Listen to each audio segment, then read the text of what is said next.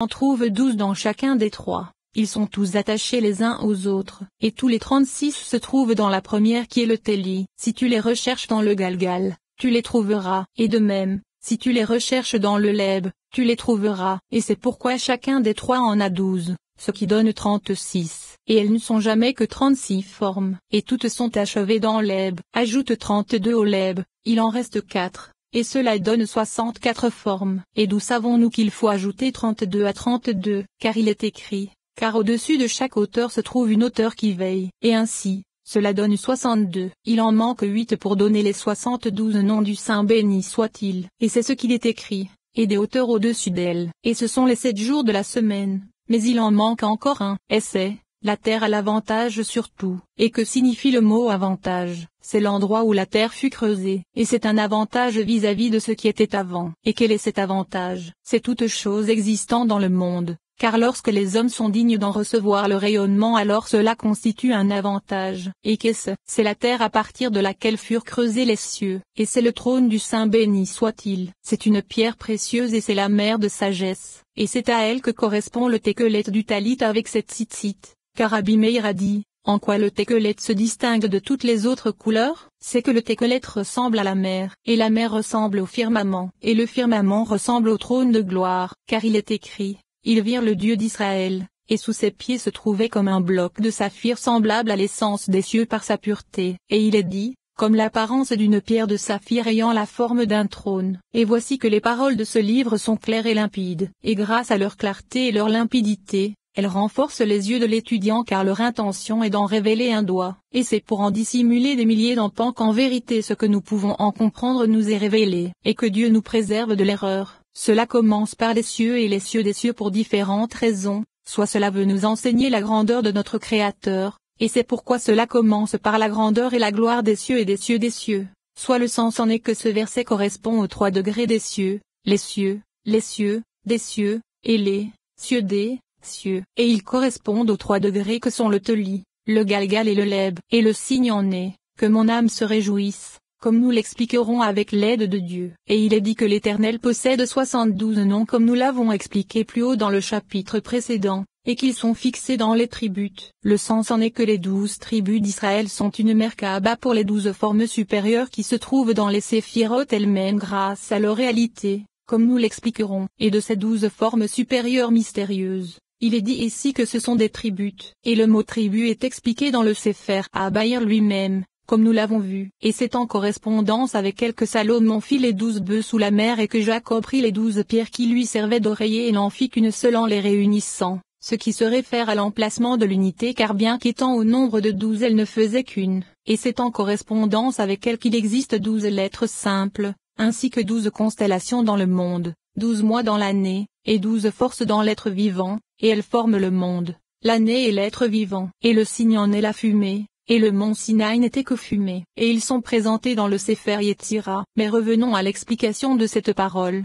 les 72 noms sont fixés dans 12 formes appelées tribus, et la preuve en est apportée grâce au verset, 6 de leurs noms sur une pierre, et la preuve en est qu'il y en avait 6 par pierre, et du pectoral le verset dit, et les pierres portant les noms des fils d'Israël. Voici que les 12 qui sont 12 pierres, avec 6 noms sur chaque pierre, donne 6 fois 12 c'est-à-dire 72. Et cet argument est une analogie car tout comme il semble que chacune de ces pierres porte 6 noms, de même chacune des 12 pierres des tribus porte 6 noms, ce qui donne les 72 noms du Saint béni soit-il. Et pourquoi cela commence-t-il par 12? La difficulté provient du fait que si cela veut nous parler du secret des 72 noms du Saint béni soit-il, pourquoi est-il dit qu'il existe 12 pierres? Et il est dit que c'est pour nous enseigner que chacune des 12 formes possède 6 formes, car il s'agit de 12 têtes et chacune d'entre elles en possède 6 autres au-dessous d'elles. Et il en existe un argument apporté par les adeptes de la Kabbale pratique qui ont divisé ce nom en 6 noms, chacun de ces 6 possédant une œuvre spécifique. Et le sceau de ces 6 est l'acronyme Agla et il en est de même si on utilise les lettres finales. Et j'ai trouvé une base au sceau de ce nom,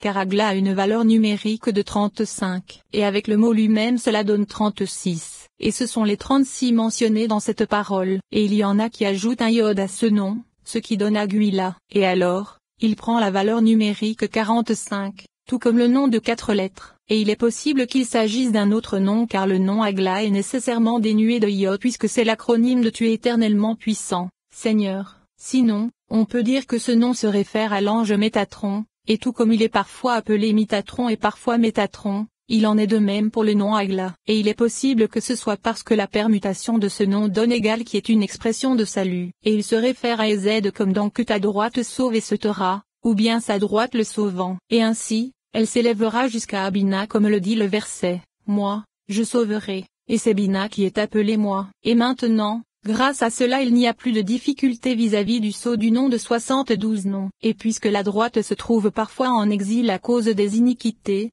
comme il est écrit que ta droite sauve, c'est pourquoi ce nom se permute en une expression d'exil, Agla. Et c'est pourquoi nous espérons les puissantes œuvres et le salut du Saint béni soit-il. Et c'est pourquoi nous disons grâce à ce nom tu es éternellement puissant, Seigneur et se taura, lorsque ses attributs l'emportent sur ceux qui sont en colère. Et il existe également un important nom qui se réfère à ce nom, et c'est le nom Alad composé de 3 lettres. Et il est possible qu'Al du nom Alad corresponde au nom El qui se réfère à Ezed. Et le tout ne forme qu'un seul sujet. Ce nom est le 10e des 72 noms, et ses œuvres sont redoutables. Et maintenant, nous allons entrer dans l'explication de ce sujet tout en nous limitant à ce que nous pouvons en dire. Avant toute chose, nous avons expliqué dans les 4e et 5e chapitres de la 3e section que les extrémités sont au nombre de 6. Et c'est ce que l'auteur du Sefer Yetzira a voulu dire dans le verset. Il l'a tourné vers le haut et se taura, comme cela est expliqué. Et ce sont Ezed, Gebura, Tiferet,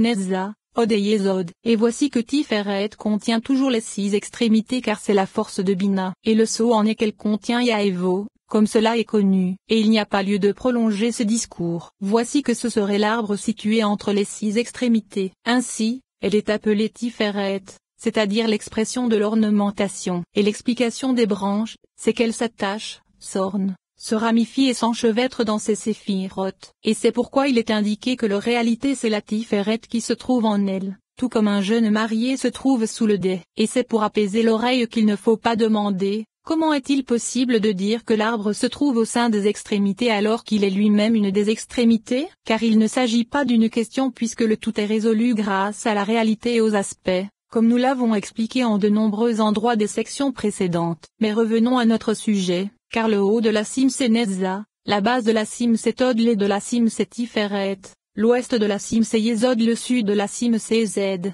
et le nord de la cime c'est Gebura. Et cet arrangement est explicite. Et dans la 3e section, nous avons expliqué quelque chose de similaire, car ces 6 séphirotes sont 3 face à 3 parmi les extrémités. Comment? L'est face à l'ouest, et de même Tiferet est face à Yesod. Et Tiferet est appelé car c'est là que le soleil se lève, et c'est le lever de la lumière vers toutes les extrémités. Et l'ouest c'est Yesod car c'est en elle que toutes les forces se mélangent. Et tout comme la lumière apparaît à l'est et disparaît à l'ouest, de même le Shefa sort de Tiferet et entre dans Yesod. Et tout comme le nord est face au sud, de même Gebura est face à Ezed. Et nous avons présenté d'autres explications de cela dans le 16e chapitre de la section sur l'essence et la gouvernance. Quant au haut et au bas, ce sont Nezza et Od. Ainsi, le Rashbi, qu'il repose en paix, a expliqué que depuis ce qui semblait être sa taille vers le haut c'est Nezza et que depuis ce qui semblait être sa taille vers le bas c'est Od. Et après en avoir terminé avec les extrémités spirituelles, nous allons maintenant expliquer les limites de la corporalité, et à partir de là,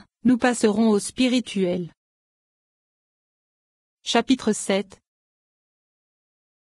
Toute chose corporelle ayant 6 extrémités possède nécessairement 12 limites obliques. Comment? Représentons-nous une maison possédant 4 murs, un sol et un toit, ce qui correspond à 6 extrémités. Elle possède nécessairement 12 limites obliques qui sont 12 existences. Comment? La limite qui relie le mur est avec le toit correspond à la limite est-haut, et il en est de même pour les 4 murs, une limite nord-haut, une limite ouest-haut, et une limite sud-haut. Et cela donne 4 limites. Et il existe 4 autres limites en bas, une limite est-bas, une limite nord-bas, une limite ouest-bas, et une limite sud-bas. Cela donne 4 autres limites. Et en tout on a 8 limites. Et il existe 4 angles où les murs s'attachent les uns aux autres. Comment? Une limite nord-est-i, et c'est la direction nord-est-i. Cela en donne une. Et il en est de même pour la limite sud-est-i, et c'est la direction sud-est-i. Cela en donne 2. Et il en est de même pour la limite sud-ouest, et c'est la direction sud-ouest.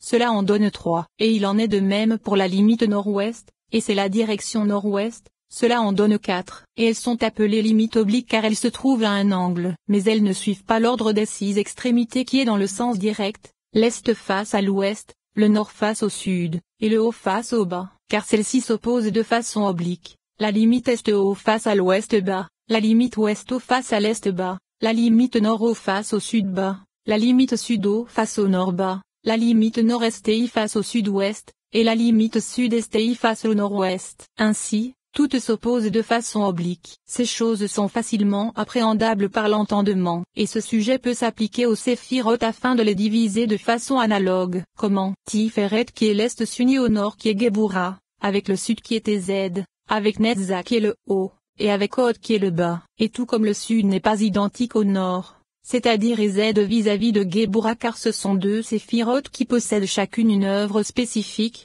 De même l'union de Tiferet avec Ezed n'est pas identique à son union avec Géboura, et il en de même pour l'aspect de son union avec Netza vis-à-vis de l'aspect de son union avec Od. Il se trouve ainsi que Tiferet possède un aspect spécifique avec Ezed, et il est appelé limite sud-est, et elle vint assurément à l'existence en réunissant deux attributs ayant l'aspect de miséricorde.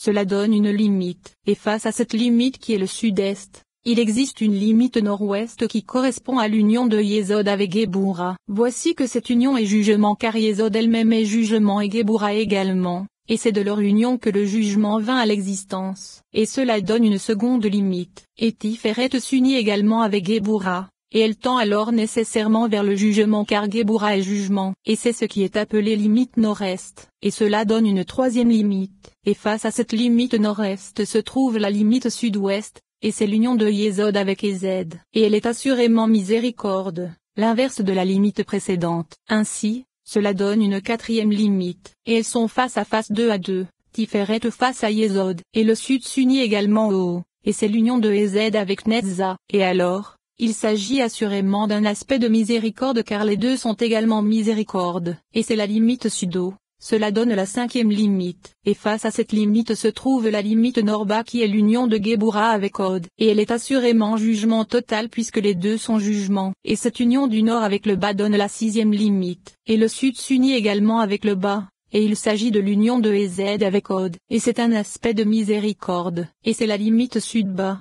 Cela donne la septième limite, et face à cette limite se trouve la limite nord-haut qui est l'union de Netza avec Géboura, et c'est l'inverse de l'union précédente. Cela donne la huitième limite, et elles sont face à face 2 à 2, et le haut s'unit également avec l'est, et il s'agit de l'union de Netza avec Tiferet, et c'est un aspect de miséricorde, et c'est la limite est-haut. Cela donne la neuvième limite, et face à cette limite se trouve la limite ouest-bas qui est l'union d'Od avec Yesod, et c'est un aspect de jugement. Cela donne la dixième limite, et Netza s'unit également avec Yesod, et c'est la limite ouest-haut, et c'est un aspect de miséricorde. Cela donne la onzième limite, et face à cette limite se trouve la limite est-bas qui est l'union de Tiferet avec Od, et c'est un aspect de jugement. Cela donne la douzième limite, et elles sont face à face 2 à 2. Netza face à Od. Il se trouve que 6 de ces limites sont jugement et les 6 autres sont miséricorde, et c'est pourquoi leurs aspects sont au nombre de 12, comme nous l'avons expliqué, et lorsque nous les distinguons en fonction des 4 extrémités que sont l'Est, l'Ouest, le Nord et le Sud car elles en sont le principe, elles s'appliquent également aux choses spirituelles, aux 4 pieds de la Merkaba, et on ne considère le haut et le bas que comme adjonction aux 4 mentionnés ci-dessus, comme cela est expliqué dans les paroles du Rashbi. Qu'il repose en paix, à propos des 4 pieds de la Merkaba que sont Abraham, Isaac, Jacob et David, car Yesod et Malkout ne font qu'une vis-à-vis du mélange, et les 4 sont divisés en 12. Comment? 3 pour chacune des 4 directions, et 4 fois 3 donne 12.